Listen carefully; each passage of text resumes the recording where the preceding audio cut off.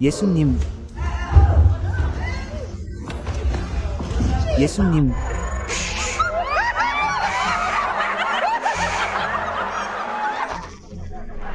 이 모든 순간들이 실시간으로 포착되었습니다. 평범한 예배가 순식간에 혼란과 아수라장으로 변했고 그 후로도 아무도 제대로 설명할 수 없는 상황이 벌어졌습니다. 카메라에 포착된 믿기 힘든 교회 사건 15가지를 소개합니다. 자, 시작해볼까요? 15번째, 글렌 저머니 목사 총격 사건. 2024년 5월 5일 펜실베이니아주 노스 브레독에 있는 작은 교회인 예수의 거처 교회 제서스 드웰링 플레이스 처치에서 조용한 주일 예배가 많은 시청자들이 나중에 믿기 힘든 순간으로 바뀌었습니다. 글렌 저머니 목사가 생중계 설교를 하고 있을 때 낯선 남자가 천천히 교회 앞쪽으로 걸어왔습니다. 보통 사람이라면 그저 기도를 드리려고 가까이 온 것이라고 생각했을 것입니다. 하지만 그 남자는 나중에 버나드 주니어 폴 라이트로 밝혀졌는데 권총을 꺼내 목사에게 겨누었습니다. 심지어 폴 라이트는 방아쇠를 당기기 전에 목사에게 미소를 지었다고 합니다. 하나님과는 완전히 다른 왕국. 그리고 하나님은 예수를 택하셨습니다.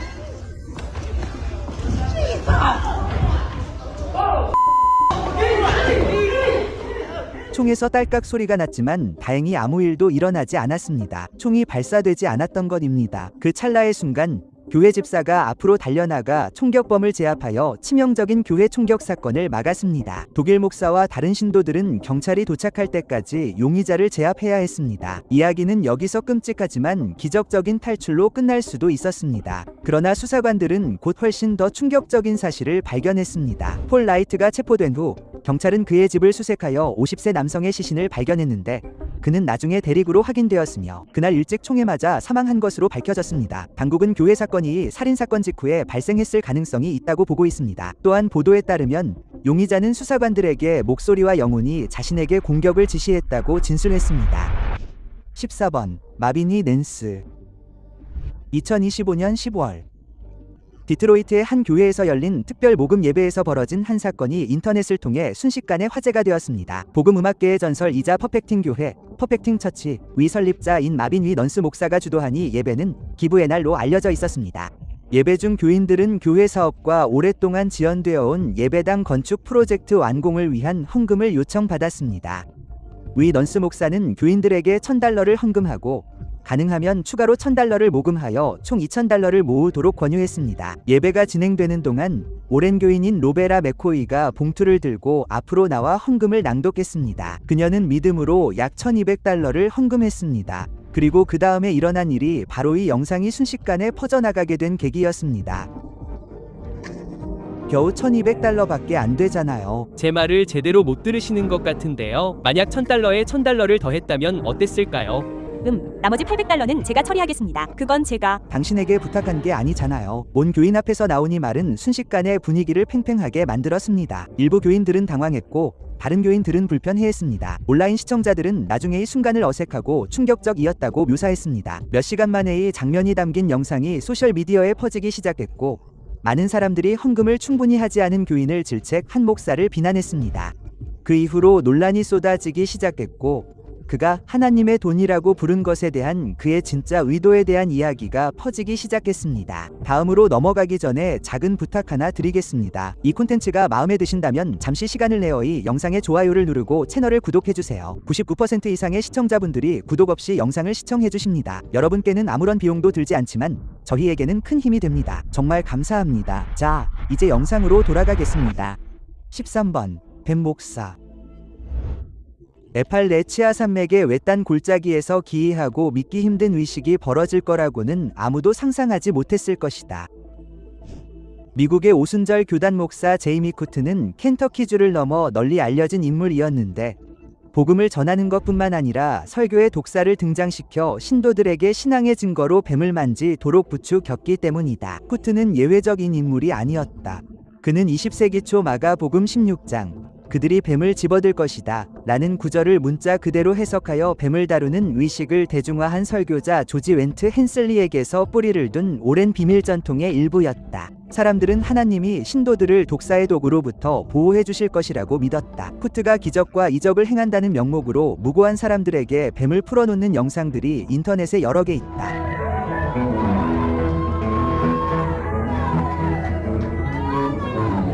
하지만 이 이야기가 진정으로 충격적인 이유는 그 아이러니 때문이다. 쿠트의 삶은 많은 사람들이 두려워했던 방식으로 끝났다. 그는 예배 도중 방울뱀에 물렸고 나중에 그 상처로 인해 사망했습니다. 그는 자신의 신념에 어긋난다는 이유로 의료 치료를 거부했습니다.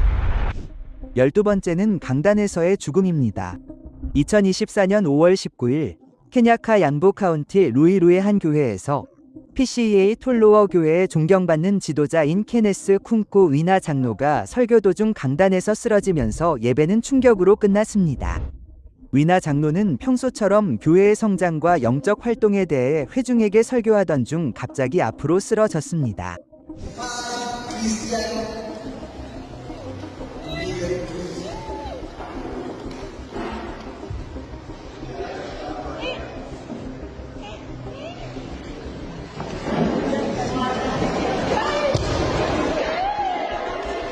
교인들이 달려가 그를 도왔지만 그는 소생하지 못했습니다. 응급구조대는 그가 갑작스러운 심장마비를 일으켰다고 확인했습니다. 이 사건은 회중에게 큰 충격을 주었고 많은 이들이 매우 슬픈 순간이었다고 회상했습니다. 위나 장로는 수십 년 동안 교회 지도부의 일원으로서 교회 프로그램을 이끌고 젊은 교인들을 지도해왔습니다. 설교 도중 갑작스럽게 세상을 떠난 그의 죽음은 지역사회와 소셜미디어에 큰 파장을 일으켰고 교인들은 그의 공헌과 예상치 못한 죽음에 대해 안타까움을 표했습니다. 놀랍게도 초기에는 온라인상에서 여러 추측 성반응이 나왔습니다.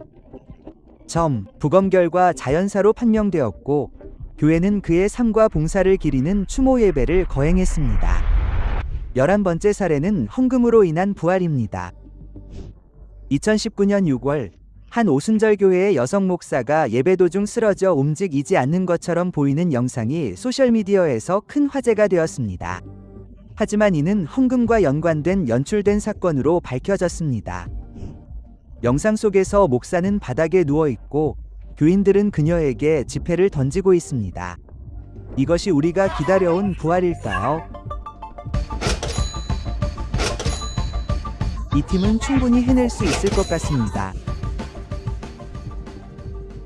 보도에 따르면 그녀의 조수는 교인들에게 충분한 헌금이 모이면 그녀가 다시 살아날 것이라고 말했습니다. 일부 시청자들은 이를 기적극이라고 묘사했고 다른 사람들은 교인들의 헌금을 유도하기 위한 연출이라고 해석했습니다.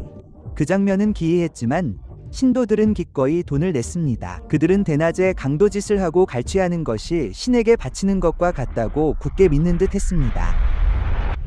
10번째, 칼부림 사건입니다. 2025년 2월 캐나다 매니토바주 위니펙에 있는 홀리 고스트 교구에서 평범한 주일 예배가 충격적인 사건으로 변했습니다. 오후 6시 미사 중 50세 남성이 갑자기 칼을 들고 제단으로 다가와 38세 사제를 신도들 앞에서 찌르려 했습니다. 이후 지역 언론에 공개된 사건 영상에는 용의자가 목사에게 빠르게 다가가는 모습이 담겨 있는데 목사는 간신히 뒤로 물러나 목숨을 건졌습니다.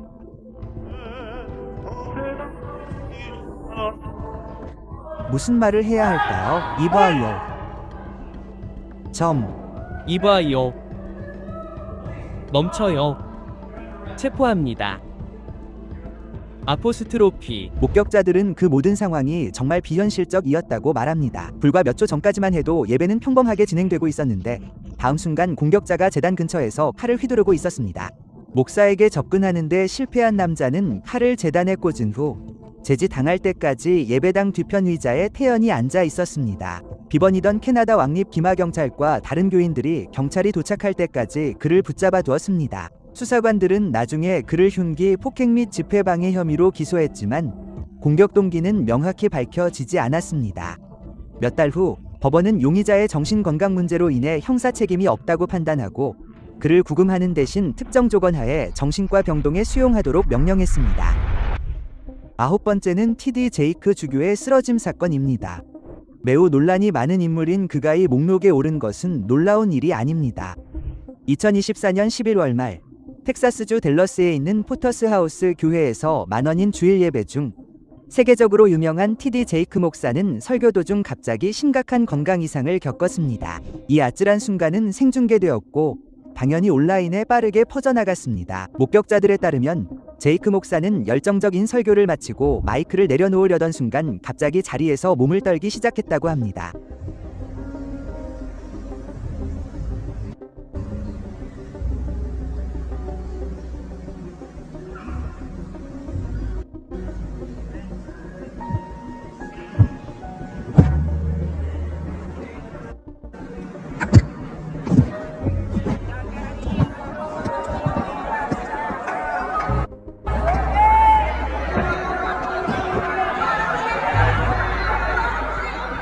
교회 지도자들과 교인들은 67세의 목사가 앞으로 쓰러지자 그의 곁으로 달려갔고 곧바로 우려의 목소리가 나왔습니다. 처음에는 교회 측에서 가벼운 건강 문제로 설명했지만 당일 영상에는 방송이 갑자기 중단되는 순간 사람들이 기도하며 무대로 향하는 모습이 실시간으로 담겨 있었습니다. 이후 제이크 목사는 충격적인 진실을 직접 밝혔습니다. 그는 설교 도중 심장마비를 일으켰다고 의사들은 진단했습니다. 그의 말에 따르면 심장의 오른쪽 부분이 혈액순환을 멈췄고 만약 몇 분만 늦게 병원에 도착했더라면 목숨을 잃었을 가능성이 높다고 합니다. 이후 인터뷰에서 제이크 목사는 그 경험을 영적, 육체적 위기였다고 묘사하며 당시에는 마치 의식을 잃은 듯 평온한 기분이었다가 다시 정신을 차린 것 같았다고 말했습니다. 이 사건은 교인들과 온라인 시청자 수백만 명에게 큰 충격을 주었고 그가 죽음의 문턱까지 갔다는 사실을 믿기 어려워했습니다. 8번 건물 붕괴 사고. 2014년 9월 12일 나이지리아 라고스에 있는 고 TV 조슈아 목사가 이끌던 만국교회 처치 오브 올 네이션즈 부지에서 비극적인 사건이 발생했습니다. 6층짜리 게스트하우스가 갑자기 무너져 최소 116명이 사망했는데 희생자 대부분은 남아프리카 공화국에서 온 외국인 관광객이었습니다. 건물은 단 몇 초 만에 붕괴되어 거대한 콘크리트와 철골 잔해만 남겼고 전 세계에 충격을 안겨주었습니다.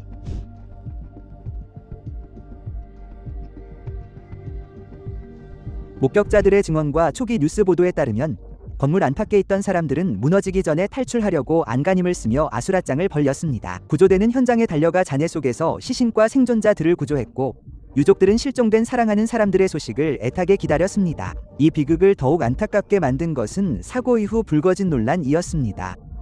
라고스 주 검시법원은 붕괴 원인이 구조적 결함이며 교회와 시공사는 과실에 대한 책임을 져야 한다고 판결했습니다. 법원은 건축 허가를 받지 않았고 설계 및 시공상의 오류가 참사의 원인이 되었다고 지적했습니다. 하지만 스코안 측은 붕괴가 부실 시공 때문이 아니라고 주장하며 판결을 거부했습니다. 실제로 붕괴 직전 건물 주변을 여러 차례 선회하는 정체불명의 항공기가 CCTV에 포착되는 등 외부 세력의 개입을 시사하는 더욱 불길한 정황이 발견되었습니다. 4년 후에도 논쟁은 계속되었고 비평가들은 기소부재와 붕괴 원인에 대한 의문점들이 해결되지 않은 점을 은폐라고 비난했습니다. 스코안 붕괴 사고는 나이지리아 현대사에서 가장 참혹한 교회 관련 재난 중 하나로 단순히 인명 손실뿐 아니라 겉보기에 견고해 보이는 건물이 왜 그렇게 빨리 무너졌는지에 대한 풀리지 않은 미스터리로도 기억되고 있습니다.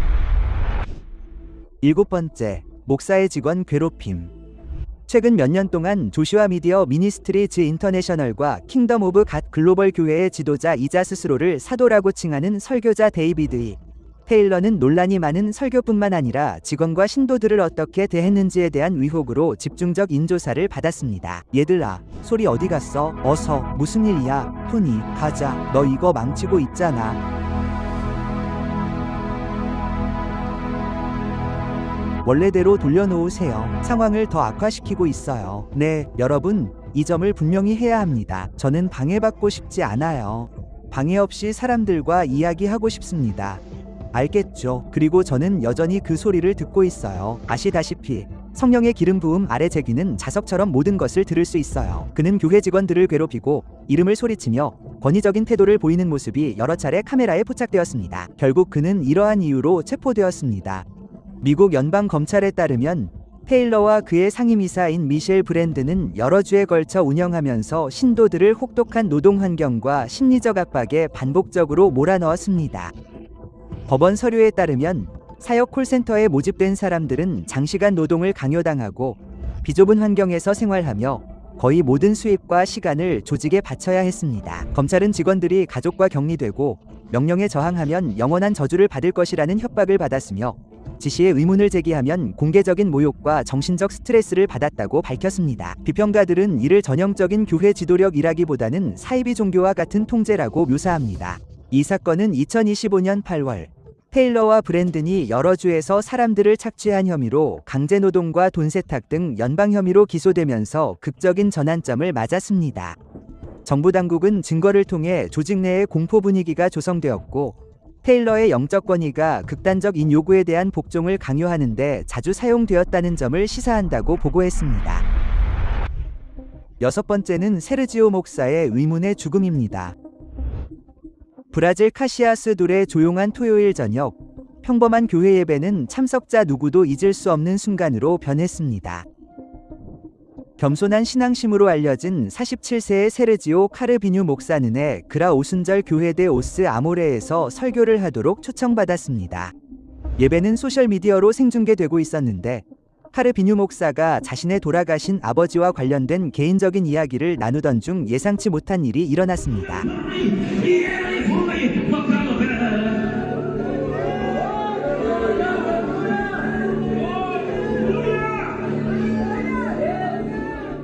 그는 마이크를 손에 쥔 채 강단 뒤에 무릎을 꿇고 있었습니다. 그리고 갑자기 말을 멈추고 쓰러졌습니다. 교인들은 훈련된 자원봉사자들과 함께 응급처치를 하며 그의 곁으로 달려갔고 다른 사람들은 구급대에 신고했습니다. 하지만 그들의 노력에도 불구하고 목사는 의식을 되찾지 못했고 결국 사망했습니다.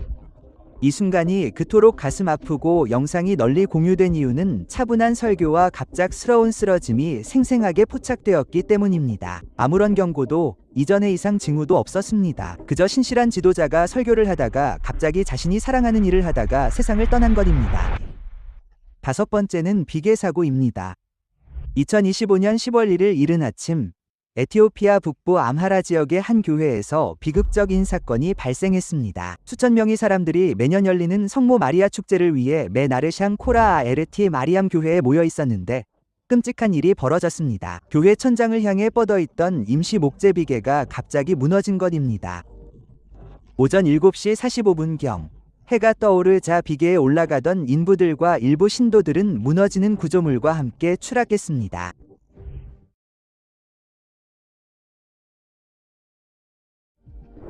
관계자들은 이후 순식간에 벌어진 참극으로 최소 36명이 사망하고 200명 이상이 부상당했다고 확인했습니다. 목격자들은 마치 나무가 천천히 쪼개지는 듯한 천둥 같은 폭발음과 함께 비명소리, 그리고 공기를 가득 채운 먼지를 목격했다고 전했습니다. 얽히고 설킨 전봇대 아래에 갇힌 시신들 사이로 필사적 인구조대원들이 생존자들을 구조하기 위해 애썼습니다. 이 사고를 더욱 비극적으로 만드는 것은 바로 신성한 예배의 순간에 발생했다는 점입니다. 수세기 동안 기념되어 온 고대 기독교 축제가 순식간에 상실과 혼란의 현장이 되었습니다. 지도자들과 유족들은 여전히 해답을 찾고 있으며 지역사회는 기쁨으로 가득해야 할 날에 희생된 이들을 애도하고 있습니다. 4번째는 레이크우드 교회 총격 사건입니다. 텍사스주 휴스턴의 유명한 레이크우드 교회에서 예배와 평화를 위해 마련된 일요일 오후였습니다. TV 복음 전도사 조엘 오스틴이 이끄는 교회에서 2024년 2월 11일 오후 1시 53분경 상상조차 할 수 없는 끔찍한 일이 그 고요함을 산산조각 냈습니다. 한 여성이 어린아이와 함께 반자동 소총을 들고 교회 문을 들어섰고 스페인어 예배 시작 몇 분 전 대형교회 복도에서 갑자기 총격을까 했습니다. 그들은 스스로 판단하여 행동했습니다. 훨씬 더 큰 피해가 발생할 수도 있었지만 그들은 용감하게 나서서 임무를 수행했습니다. 저는 그들에게 감사를 표하고 싶습니다. 순식간에 아수라장이 되었습니다. 예배 참석자들은 여러 발의 총성을 듣고 몸을 숨겼고 많은 이들이 충격에 얼어붙은 채 경찰관들과 신도들이 안전한 곳으로 대피하는 모습을 지켜보았습니다. 현장에 있던 비번 경찰관 2명이 즉시 총격범과 교전하여 몇 분 만에 그녀를 사살했습니다. 사건 이후 수사관들은 소름 끼치는 세부 사항들을 밝혀냈습니다. 공격자는 폭탄을 소지하고 있다고 주장하며 바닥에 정체불명의 물질을 뿌렸지만 폭발물은 발견되지 않았습니다. 47세 남성이 다리에 총상을 입었습니다. 그리고 가장 가슴 아픈 사실은 총격범의 7살 아들이 총격전 중에 중상을 입었다는 것입니다. 더욱 불가사의한 것은 당국이 그녀의 과거와 저술들을 샅샅이 조사했음에도 불구하고 오늘날까지도 명확한 동기가 밝혀지지 않았다는 점입니다. 3번째는 거룩한 웃음입니다. 기도와 찬양, 설교를 기대하며 교회 예배에 참석했는데 몇 분 만에 예배당 전체가 마치 초현실적인 광경처럼 변한다고 상상해보세요. 바로 1990년대 북미를 비롯한 전 세계 교회에 퍼진 논란의 여지가 있는 카리스마 운동인 거룩한 웃음 부흥 집회 영상에서 시청자들이 목격한 현상입니다. 영상에서 예배는 음악, 기도, 그리고 안수 기도를 위해 교회 앞쪽에 모인 사람들로 평범하게 시작됩니다. 그런데 갑자기 한 사람이 히스테릭하게 웃기 시작하고 그 뒤를 이어 다른 사람들도 웃기 시작합니다. 몇 분 만에 웃음소리는 파도처럼 예배당 전체로 퍼져나갑니다.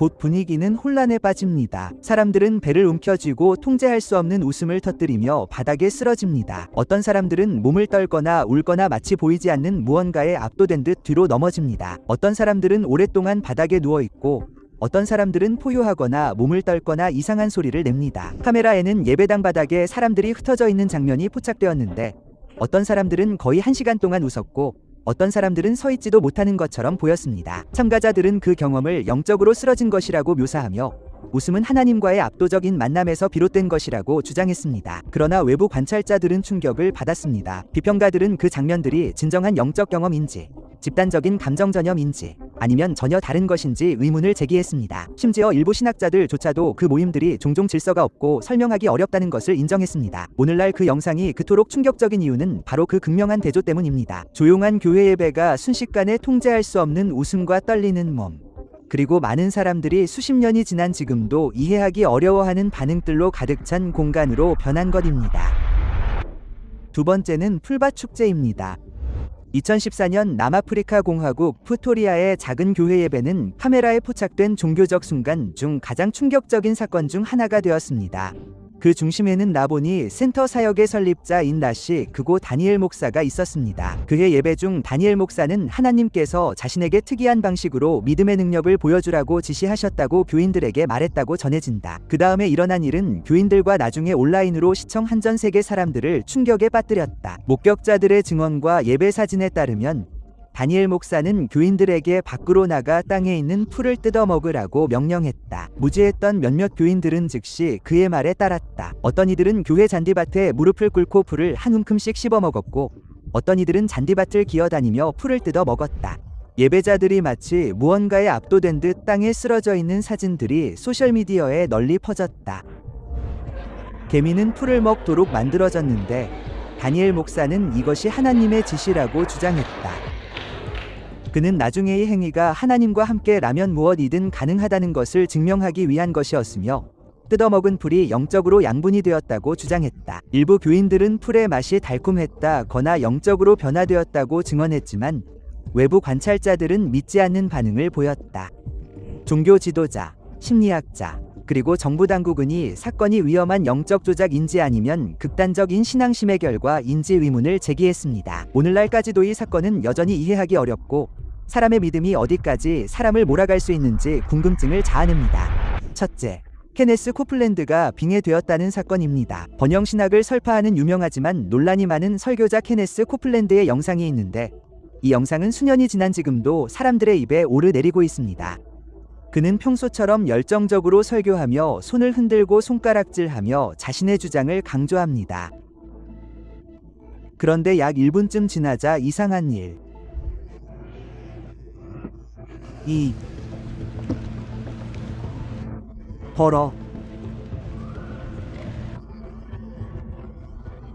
벌어집니다.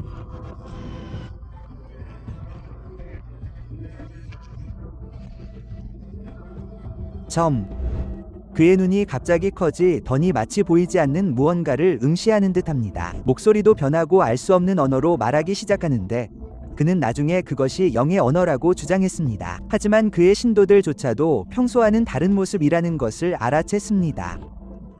수백만 명의 시청자들이 이 장면을 보고 그가 신도들 앞에서 이상한 영에 빙의된 것 같다고 말했습니다.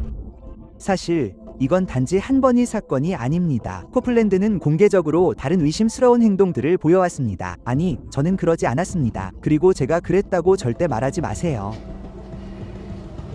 우리는 살과 피로 싸우는 것이 아닙니다.